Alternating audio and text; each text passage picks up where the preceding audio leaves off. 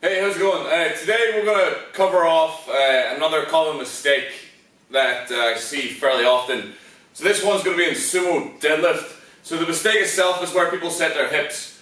It's also a very common mistake in conventional deadlift, which is something that we'll cover off in another video. In sumo deadlift, people seem to get the opinion that it should be a squat, and that means they sit their hips way too deep. Whilst a sumo deadlift probably does have more involvement, or does have a greater knee angle through the start of the lift and through most of the lift, meaning in English that it does involve more quadricep, or it does involve more legs, it's still a deadlift, so therefore the hips still need to be able to act on the bar. In a squat you're connected to the bar, so it makes sense for you to have a fairly fairly narrow profile from the side. In a sumo deadlift, the bar's out in front, so you still need the leverage. You still need to be able to have your hips, your glutes, and your hamstrings be able to act and lever the bar up. If you were to set up a crane and the load was here, you wouldn't set the crane up here. You'd have the crane higher than the load you're trying to lift. So it's basically, we're just trying to find a position where we can actually act on the bar. If we're sitting behind the bar with a really deep hip flexion and our weight behind it, there's no way we can get a heavier load moving.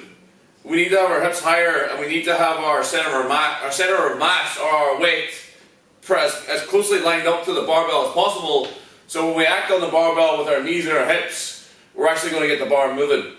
So what I'm going to do now is I'm going to take a video around the side, and I'm going to show you the common mistake position and then the position you're wanting to take.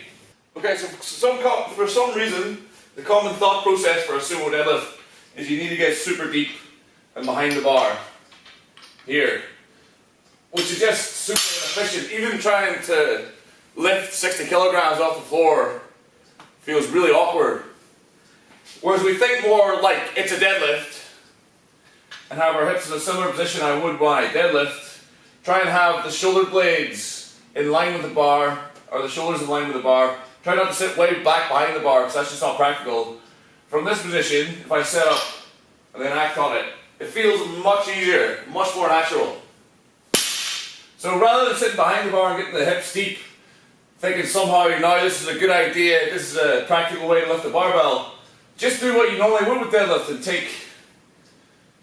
you want a smaller knee angle, hips higher, shoulder blades in line with the bar, and then from there push forward with the legs, and that's much easier. That feels way more efficient.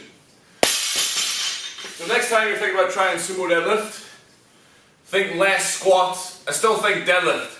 So we're going to take that wider stance, but we want the hips higher, we want the shoulder blades in line with the bar, maybe shoulders in line with the bar. We're not looking to sit behind the bar. There's some people who can.